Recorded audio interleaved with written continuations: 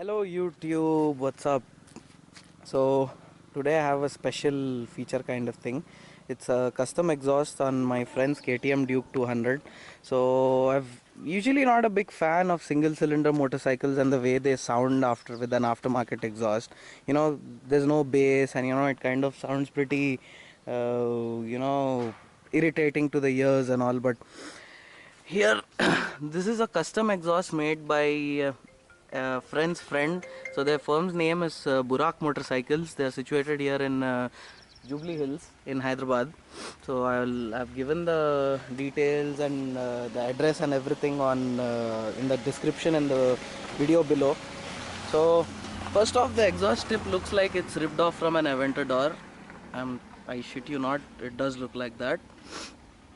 And the whole exhaust is custom made. It looks like the stock exhaust, to help with the aesthetics and to fill in the empty space here. Otherwise, in most aftermarket exhausts, you have a slim pipe coming here, and then the canister is protruding from the side, which kind of spoils the aesthetics of the bike.